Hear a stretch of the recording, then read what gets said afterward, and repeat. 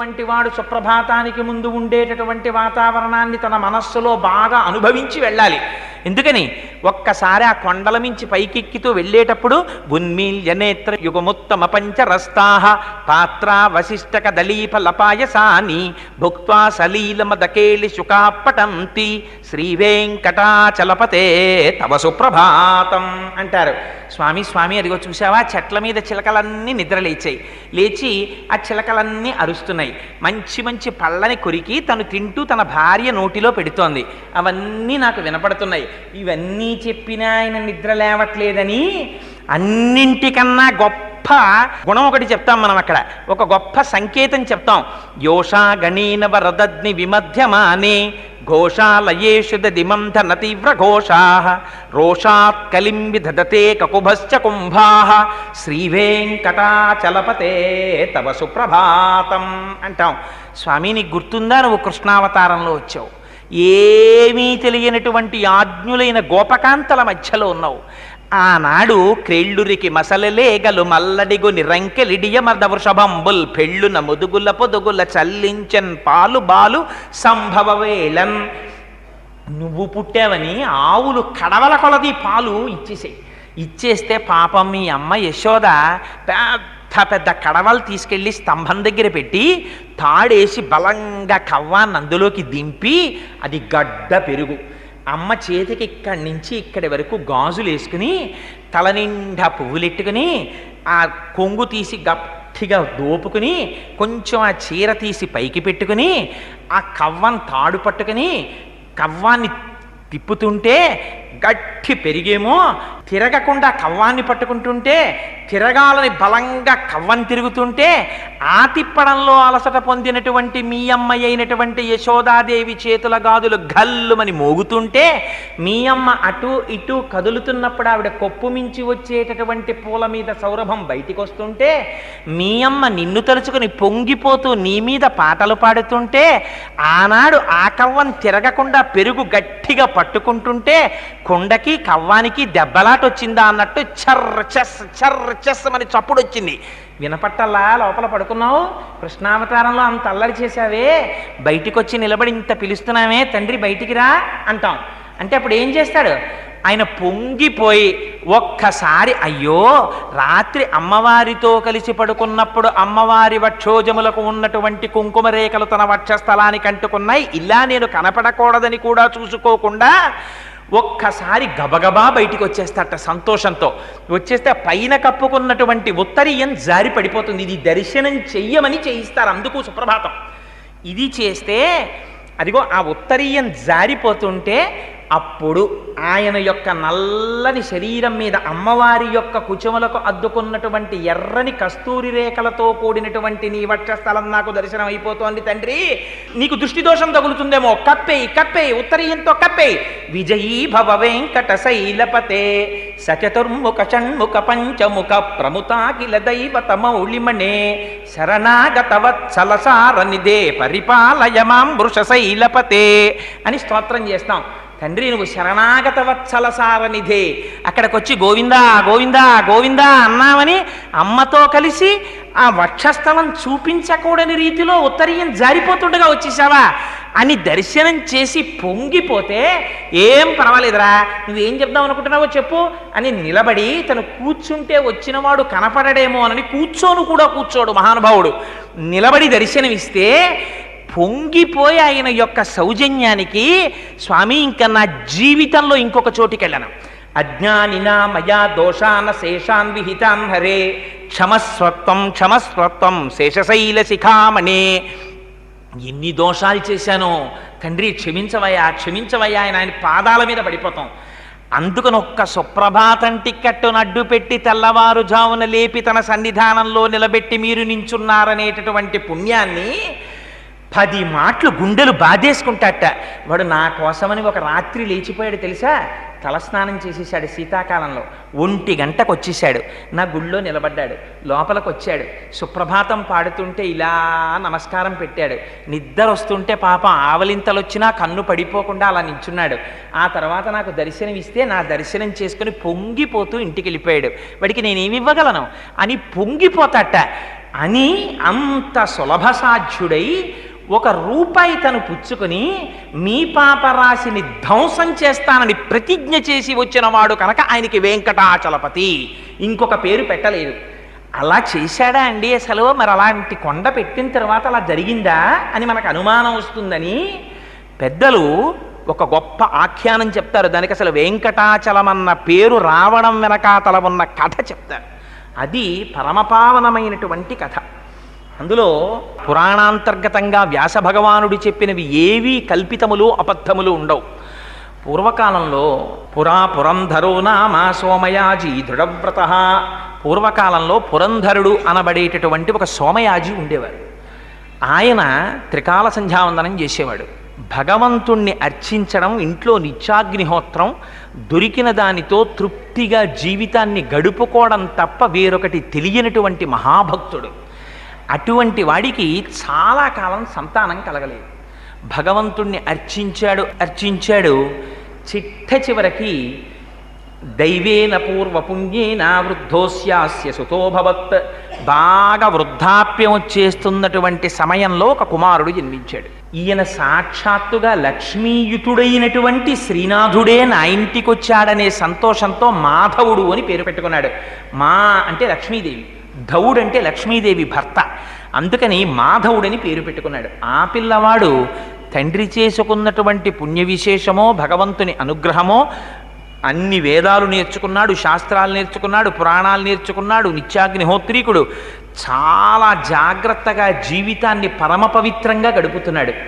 అటువంటి పిల్లవాడికి ఒక రోజున అకస్మాత్తుగా ఎటువంటి వాడు భ్రష్టపట్టేటటువంటి సమయం వచ్చిందా?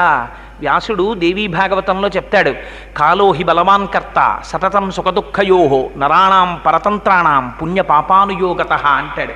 పతనమయ్యే సమయం వచ్చిందా కాలస్వరూపంతో బుద్ధిని ప్రచోదనం చేసి పడగొట్టేస్తుంది. అందుకే మాకురు ధనజన యవ్వన గర్వం హరతి నిమేషత్ కాలస్సర్వం మాయామయమిదమఖిలం హిత్వా బ్రహ్మపదం త్వం ప్రవిశ విదిత్వా అంటారు శంకరాచార్యుల వారు. ఇందుకురాల గుండెలు చూపించుకుని మురిసిపోతావు నేనని, ఇవన్నీ ఉంటాయనుకుంటున్నావా? ఈ యవ్వనం, ఈ ఐశ్వర్యం, ఈ మదం ఇవేముండవు.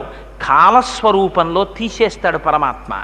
తీసిన నాడు బాధపడతావు. అందుకని ఆయన పాదములు పట్టి నిలబడంటారు.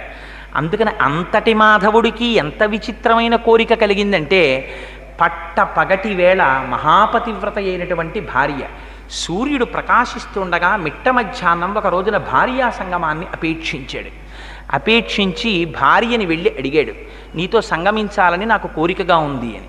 అంటే ఆవిడంది, తత్రాపి దివస క్రీడా అయుక్తం మునయో విదుహు నికేతనే పితామాత అగ్నిహోత్రంచ దేవరాట్. ఆవిడ ధర్మం చెప్పింది. ఎంత పాపపు పనికి ఇవాళ నీ మనస్సు ప్రచోదనమైందయా? సూర్యుడు ప్రకాశిస్తుండగా మనుష్య జన్మనెత్తి యజ్ఞోపవీతం వేసుకుని సంధ్యావందనం చేస్తూ ఇంట్లో తల్లిదండ్రులున్నారని చూడకుండా, ఇంట్లో దేవతార్చన సంపుట ఉందని చూసుకోకుండా అగ్నిహోత్రాలు వెలుగుతున్నాయి, మధ్యాహ్నం వేళ భార్యా సంగమం కోరుతున్నావా? పరమ పొరపాటు. సూర్యాస్తమయం అయిన తరువాత చీకటి పడితే కానీ భార్యా సంగమం చెయ్యకూడదు, ఓర్చుకోమందవిడ. అంటే ఆయన అన్నాడు, అంటే కలియుగం ప్రవేశించింది, ఎటువంటి వారిని కూడా భ్రష్టు పట్టిస్తున్నాడు కలిపురుషుడు, అందుకని చూపించారు మాధవుడి జీవిత చరిత్ర. ఆయన అన్నాడు, తీవ్రమైన కోరిక పుట్టిన నాడు దానిని ఉపశమింప చేయడం సాధ్యం కాదు. అగ్నిహోత్రం ఒక పక్క నుంచి ప్రజ్వరిల్లుతుంటే సాయంకాలం దాన్ని ఆర్పుతానని ఎవడైనా ఉపేక్షిస్తాడా? ఆర్పవలసిందే అన్నాడు. ఆవిడంది, ఈ పాపానికి ఒడిగట్టకు, ఇంట్లో నికేతనే పితామాత అమ్మా నాన్నగారు అత్తమామలు ఉన్నారు, అగ్నిహోత్రం ఉంది, దేవతార్చన సంపుటం ఉంది, ఇంతకుముందు ఎన్నడూ నేను ఇటువంటి కోరిక వినలేదు. కనీసం ఈ పాపం నువ్వు చేసేటప్పుడు నేను ఇంటి నుంచి బయటికి వెళ్ళిపోతాను, నీళ్లు తేవడం అనేటటువంటి మిష పెట్టుకుని నదీ తీరానికి వెడతాను, నువ్వు నదీ తీరానికి రా. ఈయన భార్య వెనకాతల నదీ తీరానికి బయలుదేరాడు. ఎటువంటి వాణ్ణి కూడా పడగొట్టగలిగినటువంటి కలిపురుషుని యొక్క శక్తి చేత ఎంత చిత్రం జరిగిందంటే, ఆయన తన భార్య వెంట వెడుతుండగా భార్య ముందు నడిచి వెళ్ళి నీళ్లు పట్టుకుని వెనక్కి తిరిగి వచ్చేస్తోంది. ఈయన అన్నాడు, నేను లోపల ధర్మ విచారణ చేశాను, నా మనస్సు తప్పుత్రోవ పట్టింది, నేను నదీ స్నానం చేసి సంధ్యావందనం చేసి వస్తాను, నువ్వు ఇంటికి వెళ్ళిపో అన్నాడు. అంటే ఆవిడ నమ్మింది, ఇంటికి వెళ్ళిపోయింది. ఈయన అక్కడ కళ్ళు తాగుతూ కూర్చున్నటువంటి సాక్షాత్తుగా యమధర్మరాజు గారి సోదరా అన్నట్టుగా ఉన్నటువంటి బొగ్గు లాంటి ఒక వనితని చూశాడు. ఆవిడ పేరు కుంతల. ఆవిడ అప్పుడే గోమాంసం తిని కళ్ళు తాగుతోంది. ఆవిడ్ని చూసి అగ్నిహోత్రం వెలిగినట్టు వెలిగిపోతున్నాడు తేజస్సు చేత.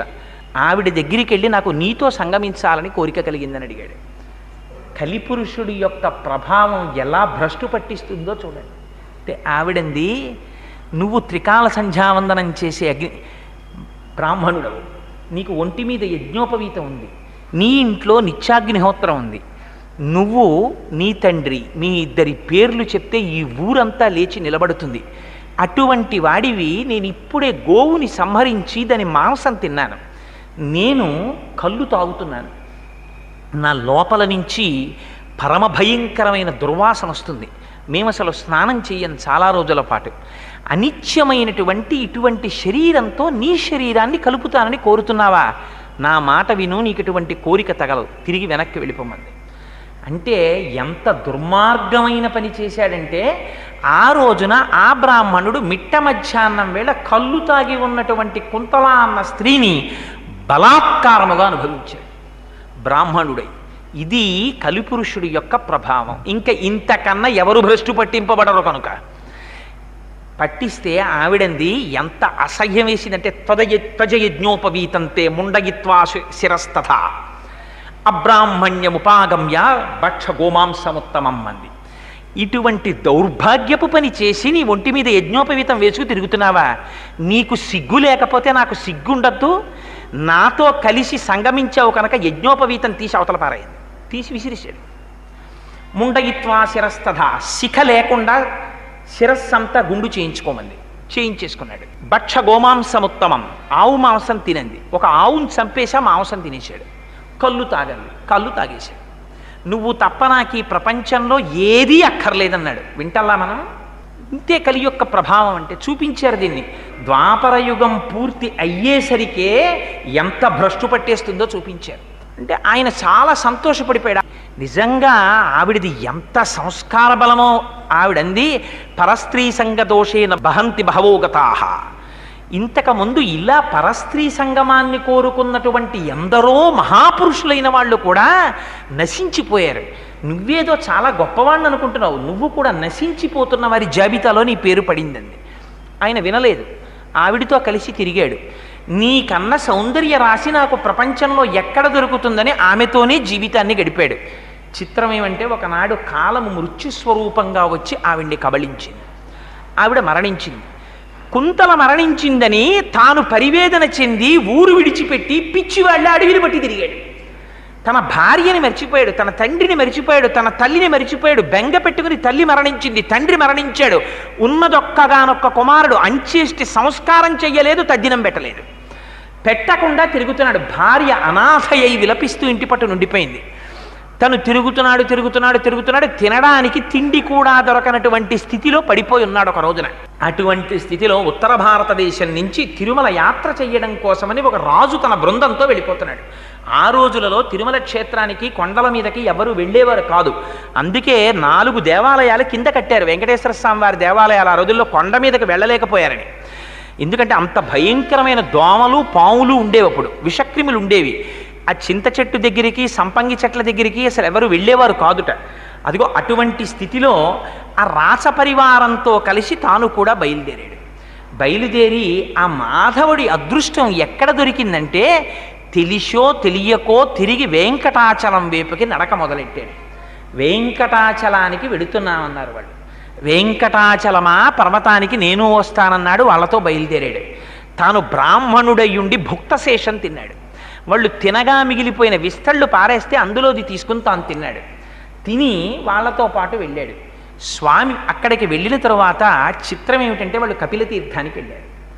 కపిలతీర్థానికి వెళ్ళి అసలు వెంకటాచలంలో వెంకటేశ్వర స్వామి వారి దర్శనం చెయ్యడానికి ముందు చెయ్యవలసినటువంటి పని ఇది. వెంకటాచల వైభవం మొట్టమొదట కపిలతీర్థాన్ని దర్శనం చెయ్యాలి. చేసి కపిలతీర్థంలో స్నానం చేసి అక్కడ ఉన్నటువంటి కపిలేశ్వర స్వామి వారి దర్శనం చేసి వీలైతే ఒక రాత్రి అక్కడ పడుకుని కొండెక్కాలి. ఎందుచేత ఈ మాట చెప్తున్నానంటే దీన్ని పురాణంలో ఎంత స్పష్టంగా మాట్లాడారంటే, వెంకటేశ్వర స్వామి వారు ఎంతటి సనాతనులో క్రింద ఉన్నటువంటి లింగ స్వరూపాన్ని పొందినటువంటి ఈశ్వర స్వరూపం, శివకేశవులని రెండు ఉంటాయా, ఉన్నదొకటే, అది కూడా అంత సనాతనమైనటువంటి లింగం. ఎందుచేత ఈ మాట నేను చెప్తున్నానంటే, పురాణంలో అంటారు దాని గురించి, పాతాళే పూజితం లింగం కపిలేన మహాత్మన యత్ లింగం, అదే శివలింగాన్ని తీసుకొచ్చి మళ్ళీ భూమి మీదకి వచ్చింది. అది ఎంత చిత్రంగా వచ్చిందంటే, ఒకానొకప్పుడు కృతయుగంలో ఆ శివలింగాన్ని పాతాళంలో కపిల మహర్షి పూజ చేసేవారు. ఆ శివలింగం కపిల మహర్షి అప్పుడప్పుడు భూమి మీదకి సొరంగ మార్గంలో బయటికి వస్తుండేవారు. ఈ శివలింగం పెరగడం మొదలుపెట్టింది. పెరగడం మొదలెట్టి పాతాళంలోంచి పైకొచ్చి భూమిని ఛేదించుకుని పైకొచ్చింది. పైకి వస్తే త్రేతాయుగంలో దాన్ని అగ్నిహోత్రుడు పూజించాడు, అందుకని దానికి అగ్నిలింగం అని పేరు. అదే లింగాన్ని ద్వాపర యుగంలో సుదర్శన చక్రం పూజ చేసింది. కలియుగంలో ఆ శివలింగం మరీ పెరిగిపోతుంటే, అందుకే ఇప్పటికీ మీరు కపిలలింగాన్ని చూడండి, దీర్ఘచతురస్రాకారంలో పెద్ద లింగం ఉంటుంది, 3 అడుగులు ఎత్తు ఉంటుంది అది. ఆ లింగం ఇంకా పెరిగిపోతుంటే కామధేను వచ్చింది. అందుకే మీరు ఇప్పటికీ ఎప్పుడైనా కపిలలింగాన్ని దర్శనం చేస్తే స్పష్టంగా కనపడుతుంది. ఆ శివలింగం మీద కామధేనువు తన పాదాన్ని ఉంచి మా వర్ధస్య, ఇక నువ్వు పెరగకు అని అడిగి క్షీరధారలతో అభిషేకం చేసింది. 3 కన్నులు కనపడతాయి ఆ శివలింగానికి. సజ్జోజాత అఘోర తత్పురుష వామదేవ ఈశానములనేటటువంటి 5 ముఖాలతో ఉంటుంది. అటువంటి శివలింగం, ఆ శివలింగానికి అక్కడ ఉన్నటువంటి ఆ బిలానికి ఉన్నటువంటి గొప్పతనం, తద్బిలం కాపిలం తీర్థం సర్వపాప ప్రణాశనం. ఆయనతో పాటే, శివలింగంతో పాటే భూమిలో కింద పాతాళలోకంలో ఉండేటటువంటి భోగవతి అనబడేటటువంటి గంగ యొక్క పాయ పైకి ప్రవహించింది. ప్రవహించి కపిల తీర్థం కింద ఏర్పడింది. అందులో ఒక రహస్యం ఉంది. నేను ఆ మధ్య కాలంలో ఒక చోట చదివాను. అక్కడ ఒక ఆయన దాని గురించి తెలుసుకుని, మీకు అర్జెంటుగా బైపాస్ సర్జరీ చెయ్యాలి, మీరు బ్రతకరు అని డాక్టర్ల చేత చెప్పబడినటువంటి వ్యక్తి అనుకోకుండా కార్తీక మాసంలో సోమవారం నాడు మధ్యాహ్నం ఆ కపిల క్షేత్రంలో పైనుంచి పడేటటువంటి జలధార కింద స్నానం చేసి ఆపరేషన్ చేయించుకోవడం కోసమని మళ్ళీ వెళ్ళారు. మళ్ళీ ఆయనకి ఈసీజీ తీసి ఎక్స్రే తీస్తే ఆయనకు అసలు ఏ బ్లాక్ లేదు, మేము ఏమైనా పొరపాటు పడ్డామా, మీకు ఆపరేషన్ చేయాలని మీకు ఎలా చెప్పామో అని డాక్టర్లు తిప్పి పంపించారు. ఎంత చిత్రం అంటే, దాని గురించి పురాణంలో ఒక ప్రమాణవాక్యం ఉంది. ఇప్పటికీ ఏం చెప్తారంటే, కార్తీక మాసంలో అది ఎంత గొప్ప విశేషం అంటే, 3 లోకములలో ఉండేటటువంటి సమస్త పుణ్యతీర్థములు కూడా, త్రైలోక్యే సర్వతీర్థాని కార్తీకే మాసిపర్వణి, కార్తీక మాసంలో వచ్చేటటువంటి సోమవారం నాడు, శనివారం నాడు, ఏకాదశి, అమావాస్య, పౌర్ణమి తిథులలో మధ్యాహ్నం వేళ, మధ్యాహ్నే కాపిలే తీర్థే అక్కడికొచ్చి సాన్నిధ్యం యాంతి పార్వతి అని చెప్పారు పరమశివుడు. మిట్ట మధ్యాహ్నం వేళ 12 గంటల సమయంలో కార్తీక మాసంలో ఈ తిథులలో దశనాడిక, ఒక్క 10 నిమిషాల సేపు మాత్రం ఆ జలధారలలో సమస్త తీర్థములు ఆవహించుంటాయి. ఆ కపిల తీర్థంలో స్నానం చేస్తే ఒక గొప్ప శక్తి ఉంది. తల్లిదండ్రులకి తద్దినం పెట్టడం పొరపాటునో, గ్రహచారం చేతో, అజ్ఞానం చేతో మానేసినటువంటి వాళ్ళకి మళ్ళీ పితృదేవతానుగ్రహం కలుగుతుంది. వాళ్ళు పితృదేవతలకి కర్మ చేసినటువంటి వాళ్ళతో సమానం అవుతారు. అదిగో అంత శక్తి కలిగినటువంటి కపిల తీర్థంలో ఈ మాధవుడు తెలిసో తెలియకో స్నానం చేశాడు. స్నానం చెయ్యగానే ఆయన ఇంతకాలం తల్లిదండ్రులకి అంచేష్టి సంస్కారం చెయ్యకపోవడం చేత కలిగినటువంటి పాపము దహింపబడి పితృదేవతలు సంతోషించారు. ఆ రాత్రి ఆయన అక్కడ పడుకున్నాడు. పడుకునుండగా మహానుభావుడు శివుడి అనుగ్రహం కలిగితే విష్ణువు దగ్గరికి చేరుస్తాడు, విష్ణు అనుగ్రహం కలిగితే శివుడి దగ్గరికి చేరుస్తాడు, ఉన్నది ఒకటే స్వరూపం కదా. అందుకనే కపిలతీర్థంలో ఉండేటటువంటి శివలింగానికి ఒక గొప్పతనం ఉంది. ఆశ్వీజ మాసంలో వచ్చేటటువంటి పూర్ణిమా తిథి నాడు కపిలేశ్వర క్షేత్రంలో 250 కిలోల బియ్యాన్ని అన్నం వండుతారు. మీరు ఇప్పటికీ కావాలంటే వెళ్ళి చూడొచ్చు. 250 కిలోల బియ్యాన్ని అన్నం వండి ఆ అన్నాభిషేకం అని అన్నంతో అభిషేకం చేస్తారు శివలింగానికి. చేసి దాని మీద మళ్ళీ ఓ శివలింగం కడతారు. కట్టి పొట్లకాయలు, గుమ్మడికాయలు, వంకాయలు ఇవన్నీ ఉప్పు కారాలు వెయ్యకుండా నీటిలో ఉడికించి తీసి శివలింగం మీద త్రిశూలంగా ఢమరుకగా వీటినన్నింటినీ అలంకారం చేస్తారు. సాయంకాలం అయిన తరువాత పైన పెట్టిన శివలింగాన్ని ఉద్వాసన చేసి తీసుకొచ్చి నీటిలో కలిపేస్తారు. కపిలతీర్థంలో అన్నస్వరూపంతో అభిషేకం చేయబడినటువంటి ఆ అన్నాన్ని తీసి కూరలతోటి పులుసుతోటి కలిపి తీసుకొచ్చి ఆ ప్రసాదాన్ని భక్తులకు ఇస్తారు. ఆశ్వీయుజ శుద్ధ పౌర్ణమి నాడు కపిలతీర్థంలో అన్నాభిషేకం చేయబడిన ప్రసాదం తిన్నవాడికి ఎంత భయంకరమైన గ్రహదోషం ఉండనివ్వండి, అంత గొప్ప శక్తి కపిలలింగానికి చేయబడినటువంటి అన్నాభిషేకానికి ఉంది. మళ్ళీ అంత శక్తి ఎక్కడుందో తెలుసా అండి? పుష్యమాసంలో పౌర్ణమి ముందు వచ్చేటటువంటి శుక్రవారం నాడు ఆ కపిలేశ్వర స్వామి వారి యొక్క శక్తి స్వరూపమైన కామాక్షి అమ్మవారికి అంత అలంకారం తీసేసి చీర కూడా చందనంతో కట్టేస్తారు. గంధంతో చీర కట్టేస్తారు, గంధంతో అంచులు పెడతారు, గంధంతో జాకెట్ వేస్తారు, గంధంతోటే అలంకారం అంతా చేసేస్తారు. అమ్మవారిని అలా దర్శనం చేస్తే సమస్త పాపములు నశిస్తాయి. అంత గొప్ప క్షేత్రం కపిలతీర్థ క్షేత్రం. కపిలతీర్థం ఎంత గొప్ప క్షేత్రమో మీకు ఒక్క మాటలో చెప్పాలంటే, రాజేంద్ర చోళుడికి కలలోకి వచ్చారు స్వామివారు. కలలోకి వచ్చి ఇక్కడ సోమస్కంధమూర్తి ప్రతిష్ఠ చెయ్యమన్నారు. మీకు ఒక్క కపిలతీర్థంలోనే సోమస్కందుడు దర్శనమిస్తాడు. సా ఉమా స్కంధ ఒకే పీఠం మీద పరమేశ్వరుడు కూర్చుంటాడు, పార్వతీదేవి కూర్చుంటుంది. ఇంత బ్రహ్మణ్య జ్ఞానము కలిగినటువంటి సుబ్రహ్మణ్యుడు ఆడుకుంటూ పిల్లవాడిలా కాళ్ళు చేతులు పైకెత్తి ఆడుకుంటూ కనపడతాడు. ఒక పీఠం మీద ఉంటారు. అలా ఉంటే దాన్ని సోమస్కంధమూర్తి అంటారు. అక్కడ ఉన్న కాలభైరవుడు సంతాన రక్షక కాలభైరవుడు అని పేరు. పిల్లలకి ఏదైనా అనారోగ్యం వస్తే కపిలతీర్థంలో కాలభైరవుణ్ణి దర్శనం చేస్తారు. దర్శనం చేసి దేవరాజ సేవ్యమాన పావనాంగ్రి పంకజం వ్యాలయజ్ఞ సూత్ర బిందు శేఖరం కృపాకరం నారదాది యోగి బృంద వందితం దిగంబరం కాశికాపురాధినాథ కాలభైరవం భజేత్తని ఆయన్ని ఒక్కసారి తలుచుకుంటే చాలు. కపిలతీర్థంలో ఉన్న కాలభైరవుణ్ణి అర్ధరాత్రి వేళ ఎప్పుడైనా ప్రమాదకరమైన సమయంలో ఒక్కడు బయటికి వెళ్ళేటప్పుడు కపిలేశ్వర కాలభైరవ అని తలుచుకుని బయటికెడితే వాడికి విషక్రిముల వలన కానీ దారి దొంగల వలన కానీ భయం కలగకుండా స్వామి రక్షణ వహిస్తాడు. సోమస్కంధమూర్తి, సుబ్రహ్మణ్యుడు, నాగులపట్టి, కాలభైరవుడు, అమ్మవారు, అయ్యవారు ఇన్ని వెలిసిన క్షేత్రం. పైగా అది కూడా స్వయంభూ. వెంకటేశ్వర స్వామి వారు ఎలా స్వయంభువో కపిలతీర్థంలో ఉన్నటువంటి కపిలేశ్వరుడు కూడా స్వయంభూ. ఆ లింగం కూడా మొదట్లో తెల్లగా ఉంటుంది, మధ్యలో పచ్చగా ఉంటుంది, పైన ఎర్రగా ఉంటుంది, 3 రంగులతో ఉంటుంది. అన్నిటికన్నా చాలా ఆశ్చర్యకరమైనటువంటి విశేషం, ఆ ఆలయంలో కూడా పక్కనే చండీశ్వరుడు కూడా ఉంటాడు. చిటికల చండీశ్వరుడిని ఆయన దగ్గరికే వెళ్ళి మనం ఫలితాన్ని అపేక్షించి రావాలి.